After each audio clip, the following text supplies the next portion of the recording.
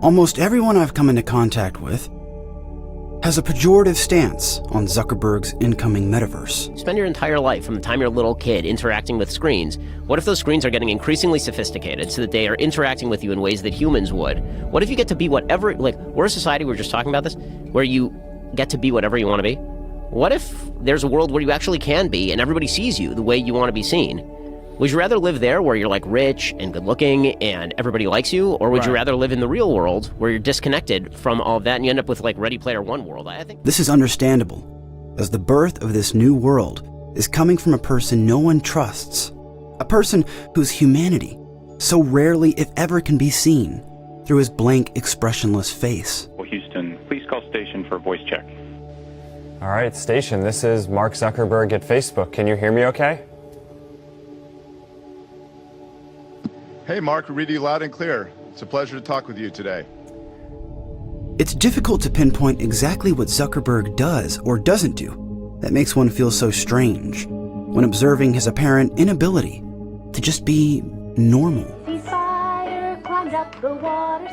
What? I'm a dad now. This is what I listen to. Jarvis also likes to join our family for playtime. Who should we tickle next? I think we should tickle Max. Can you circle all the traffic lights, please?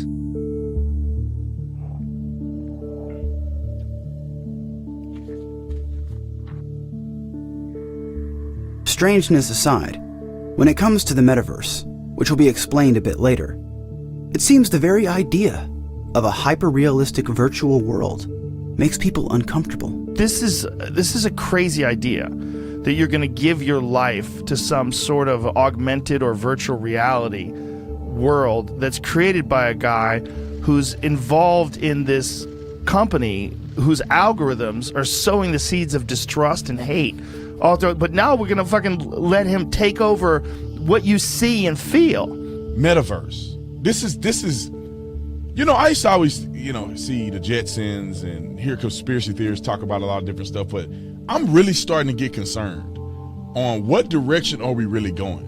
Today, we're going to talk about the metaverse.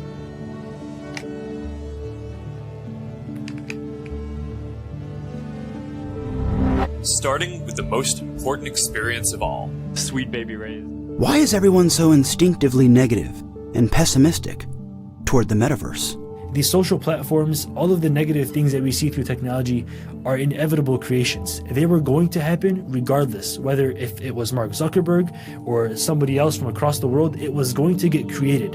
When defining the metaverse, I'm not sure anyone has a truly firm understanding of what it is, certainly the scope of which remains to be seen. The creators of the metaverse, however, define it as, quote, the virtual world that will usher in the next phase of the internet. This is a bold claim. Essentially, the metaverse is a 3D world you'll be able to turn on and tap into. A virtual space that, according to Zuckerberg, will sooner than later appear close to photorealistic. I mean, it's not going to be 4 decades before we have photorealistic avatars like this. So I think we're much closer to that.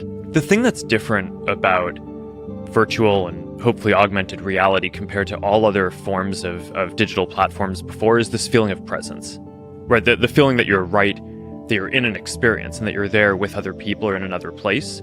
And that's just different from all of the other screens that we have today.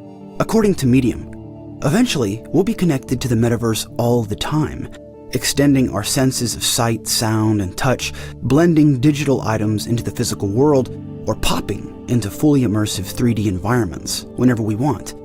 That family of technologies is known collectively as extended reality, or XR. So what we're doing is we're taking tracking data, in this case from the Stipe Red Spy system that's mounted on the camera, and that's feeding into the Disguise media server. We're then reading that positional data and we're using that to render content from the perspective of the camera. So I see mixed reality as another string in the bow of the creative professional who wants to make something special for a new environment where suddenly you want to make the real stage fall away and you're presented with a completely new world.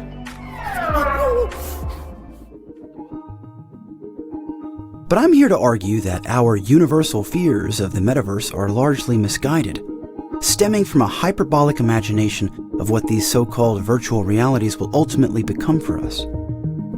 The unknown scares us. Every generation fears technological innovation. While some of our historical fears have been justified, the creation of the atomic bomb, for example, most fizzled out entirely. Having the chance to tap into an imaginary world built by code should be just fine, so long as we stay close to what matters most, which is to foster lasting relationships in the real world. The existence of a metaverse doesn't take this away from us, because ultimately it's up to us on how we decide to use this technology.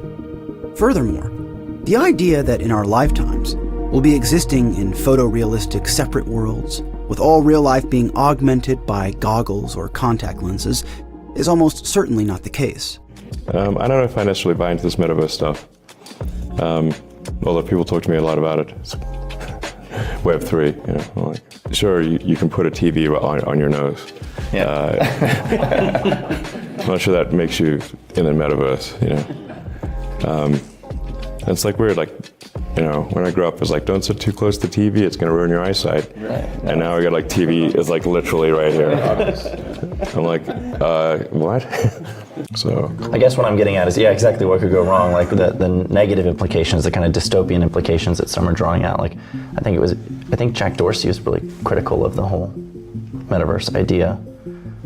You see problems with people I don't know. living in a virtual world and leaving the physical world for that. And I don't see someone strapping a friggin' screen to their face all day and not wanting to ever leave. It seems no way. Yeah. I mean, does it feel like that to you? It doesn't seem like that to me. Yeah. It's like it gets uncomfortable to have this thing strapped to your head the whole time. It definitely needs to be lighter. Yeah, if it was super light, it should still be I don't know. It's not like you want to be there all day. So, I think we're far from disappearing into the metaverse. But what about our children's lives? Or our children's children's? Surely by then, virtual worlds will become indistinguishable from our own.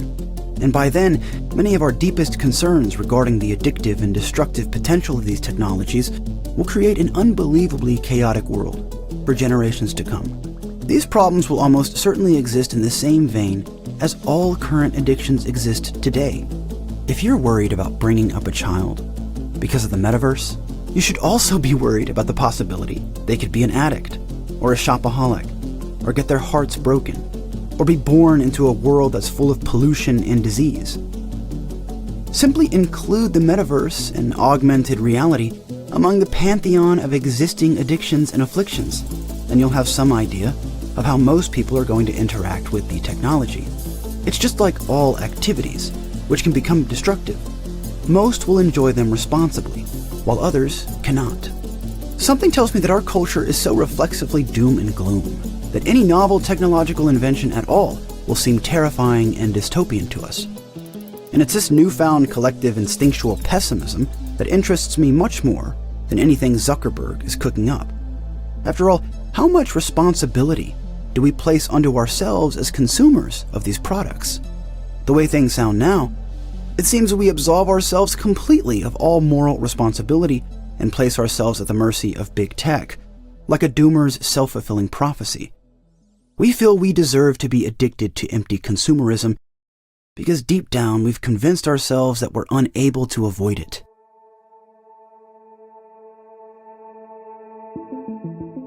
But this just isn't true. You can exact your actions as you see fit and conform to the dictates of the best version of yourself, the person deep down that fundamentally understands the difference between right and wrong. So that when a metaverse does come rolling around, and it's everything it said it was going to be, you can decide for yourself whether or not you think you can handle such an endeavor. The way I see it, it's inevitable that a kind of convergence of our online worlds and our physical worlds will occur. This is going to happen. The key is not to simply oppose this notion on face value, but to understand why we genuinely fear this incoming convergence in the first place. For the most part, while I think our worries are misguided, I'm certainly sympathetic to the growing cultural mistrust toward the technocratic gods residing above us. These institutions continue to make all the wrong moves, to to censor important dissident opinions. They have their tentacles lodged inside every Western institution worth caring about. It's no wonder we're all terrified. Their business model is about giving you more and more affirmative, narrower and narrower views of reality, which fundamentally means as you crank the machine, it starts shredding reality into these narrower and narrower views for each of us, which polarizes and divides society. That's the fundamental operation of the business. Perhaps the difficult question is this: is the metaverse dangerous? Or does humanity itself have a dark side? One it's been wrestling with long before big tech was born. I say these things for the same reason I take issue with Ted Kaczynski's manifesto, Technological Slavery. Now, this book is brilliant. It's a brilliant read. In particular, Kaczynski's critique of modern leftism is just about as sophisticated a takedown of the kind of helpless, self-defeating psychology that plagues the mind of many progressives today. But his views on technology left me wanting more, much more, because Kaczynski refused to blame humanity for his stated ills of the Industrial Revolution. Instead, he placed sole focus on technology as a uniquely corrupting evil force. I think this is confusion. Kaczynski leaves out the relationship between humans and technology, therefore severing any semblance of personal ownership over our actions, leaving a void of addictive nihilism in its wake. Technology is a tool. Tools can be used for good or for bad. Figuring out how to improve our relationship with technology, not absolve ourselves from it, is the only viable solution when attempting to build a better world. So rather than feeling hopeless about the metaverse, or virtual reality, or technology generally, we have to consider improving our relationship with it. At this point, it's essentially a marriage, which means it's vital to create more positive habits and assist others to do the same. Or you can stay a doomer, the choice of which I leave to you.